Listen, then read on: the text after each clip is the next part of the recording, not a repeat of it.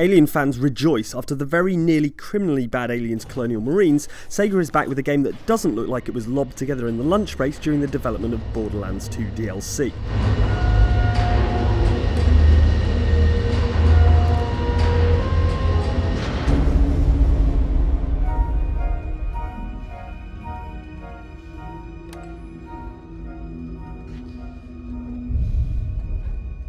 Alien Isolation avoids trying to rehash James Cameron's endlessly quoted sequel and instead focuses on arguably the most harrowing tale in the whole Alien universe. No, harrowing for different reasons. Alien Isolation is a direct sequel to the original Alien film. What that means is no pulse rifles, no snappy catchphrases, and crucially, just the one terrifying slathering alien. You see, this isn't a shooter, it's a first-person survival horror game. It's less Call of Duty and more like PC nerve shredders like Amnesia Dark Descent and Outlast. And I can say this having played it myself, I'm not sure us console gamers have had a horror game this intense for quite some time. It mercilessly ratchets up the tension to the point where I'm not sure I could manage to play more than 20 minutes at a time. In this section of the game, you're completely defenceless, so when the alien shows up, all you can do is hide. You can try and run, but you better be absolutely sure the xenomorph can't see or hear you. And while I can show you what it looks like when you miscalculate,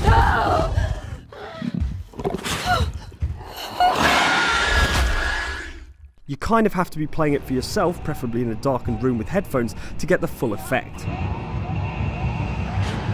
Airlock pressurization 75% complete.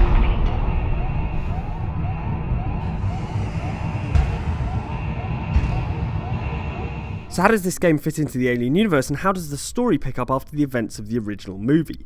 We asked lead game designer Gary Napper to bring us up to speed. When we first set out developing this game, the question we asked was, when the Nostromo disappeared, surely people would be looking for it, who would be looking for it? And it led us to this character, Amanda Ripley, and that's Ellen Ripley's daughter, so we decided out of everyone, she'd be the one who would never give up and would keep looking. That led us to this character that actually has never been explored in the franchise before, and it's like, well, that's great, because we're not going back and rewriting or retconning or changing the Alien history. We just found this character who we can just explore. So we kind of got straight onto that. We had our female lead. We're like, yeah, this is going to be amazing.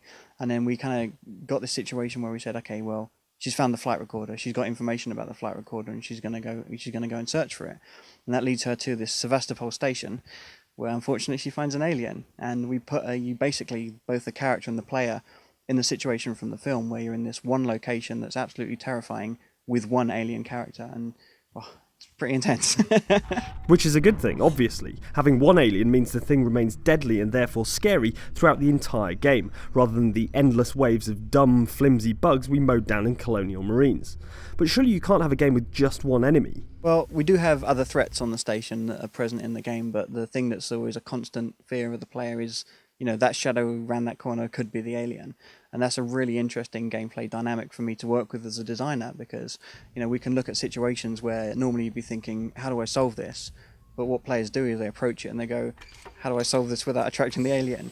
It's been a really interesting journey for us to go on, because when we do put the alien into people's hands and we let them play against it, quite often the first thing people do when they see it is just back away and hide, and we're like, I think we've got it. That's exactly what we need. We don't want the player's first instinct to be try and take this thing on, and just to see the way everyone's playing this and just going, yeah, okay, if people get it, that we've built such a terrifying creature that your first instinct is, I just want to get away. What's really impressive about Alien Isolation is the lengths the team have gone to make the game authentic. People bang on about immersion in games all the time, but Creative Assembly doesn't just have to make it feel like you're in the game, they have to make it feel like you're in the movie's universe at the same time. What that means is Alien Isolation is very much a 70s vision of the future. Props from the film were painstakingly reconstructed, and nothing's allowed in the game if it couldn't have been cobbled together using technology that existed when the film was made. Even the video screens have a load of analog distortion on them, which was recorded from actual VHS tapes. Oh, and if you don't know what VHS is, it's how people used to watch movies before the Pirate Bay came along. Everything except the map screen is in the world, meaning the motion tracker has to be whipped out and consulted, rendering the rest of the scene and potentially the advancing alien out of focus. I think it's close, Ricardo. Watch yourself, Ripley. Still, you won't be completely defenceless throughout the game. There's apparently a crafting system that will allow you to create distractions for the alien to aid your escape, and potentially even traps to slow it down. As you can probably see, it looks incredible, with the next-gen graphics engine allowing Sevastopol Station to look properly lived in. There's clutter everywhere, giving it that creepy, mysteriously deserted vibe that so many great horror locations have. It's playing it though that really convinces you this is going to be something special. When I finally escaped the sequence and put the controller down, my hands were shaking. It was that tense.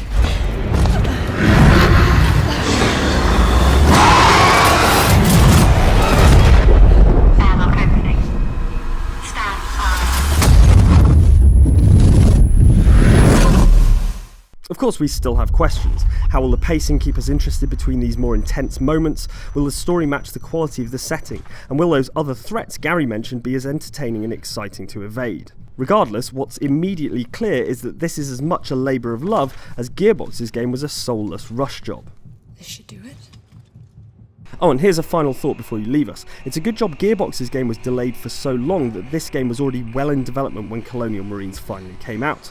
Otherwise, we reckon an embarrassed 20th Century Fox would have pulled the plug and we wouldn't be seeing it at all. Funny how the world works.